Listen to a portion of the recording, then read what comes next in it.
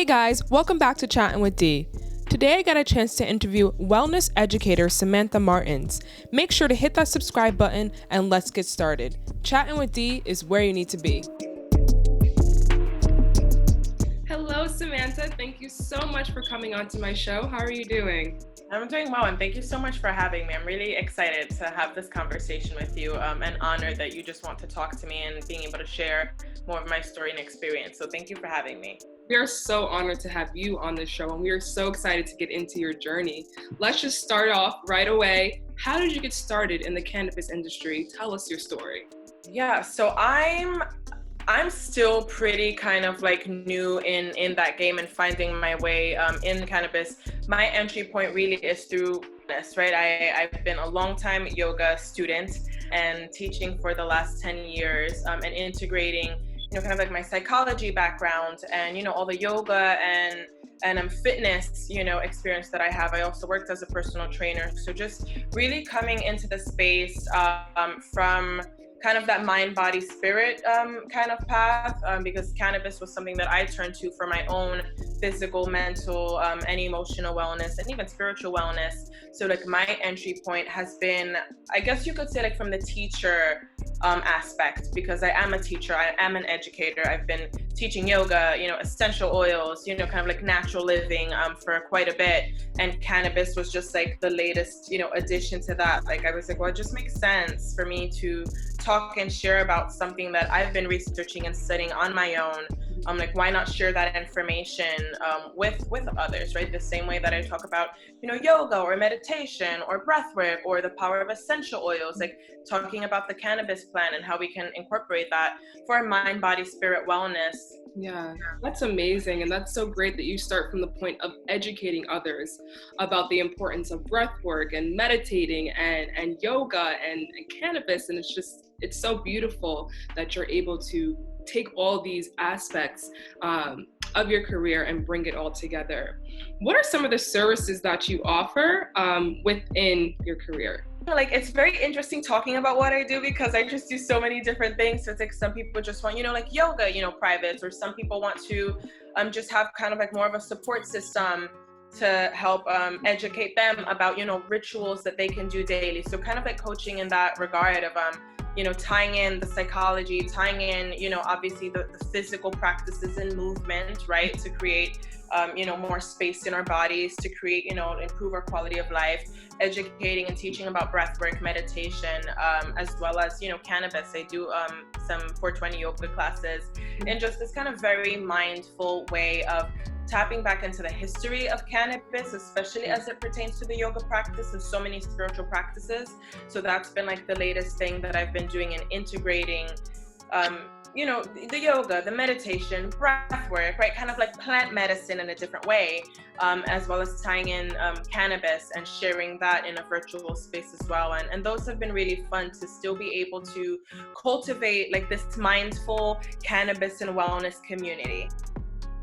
So it's so important to come with an open mind when you're going through a healing process. What can one expect when taking one of your classes? What is the process like? When I'm teaching my yoga classes, right, my yoga asana practice is where we're moving our bodies, right? We're going, posture to posture, of just making it a very like open, inclusive space, right? Because so many people might feel discouraged from just starting a practice, right? Like so many people say, like, oh, I can't do yoga because I'm not flexible or blah, blah, blah. It's like, well, you're never going to build the flexibility and the mobility that your body needs, right? It's always the balance, right? We want to build length and strength for optimal movement. Like you're never going to get that if you're not trying, right? If you're not starting, like, right? And that goes with anything, right? It's like, how are you supposed to grow in the thing or get better at the thing or evolve in that thing if you're not doing it because you feel like you don't have what it takes to do it? It's like, just do it. What is your opinion on using the word marijuana? I'm not against using the term marijuana because it wasn't even an American word. It wasn't even white. Like that's a Spanish word and it was attributed to like the, like the Mexican people as the anti, but like it's such a beautiful word. Like I also speak Spanish. So like it's like, again, decolonizing the language. Like this isn't even right. Like this wasn't Nixon's, this wasn't none of theirs, right? Reagan, but they used this to, so it's like a reclamation. Just like I'm also a queer woman. Like queer was a derogatory term for people, right? For LGBTQ for a long time, and it's like we've reclaimed it. Like this is what it is. So. Yeah. It's not like I'm not mad at you for saying marijuana. Like some people are like, I don't say marijuana, blah blah blah. I like to switch it up just a little bit, just kind of stay neutral. But yeah, no, I understand what you're saying, and I like that viewpoint of it. Yeah, it's like the reclamation.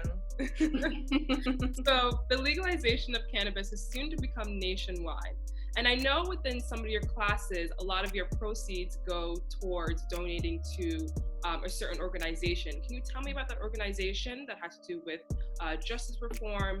And yes, Cage-Free Cannabis.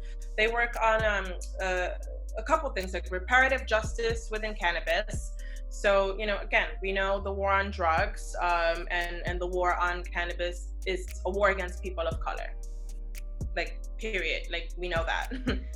It's the Cage-Free Cannabis tries to, or not that they try, they do try to create support for those who have been affected by the war on drugs, right? So those who are incarcerated, right? Like helping support them the way that they might need support, right? A lot of these folks who are still incarcerated for nonviolent cannabis offenses, right? They don't necessarily have the resources, the financial, legal resources to, right, like hire lawyers, right, to represent or do all these sorts of things. So, Cage-Free Cannabis supports reparative justice, right? The social kind of equity aspect as well of cannabis, right? Because now we have all these states that are, creating these huge dispensaries and cannabis empires, but there's still Black and brown people and Latino people serving life sentences in states where it's now legal.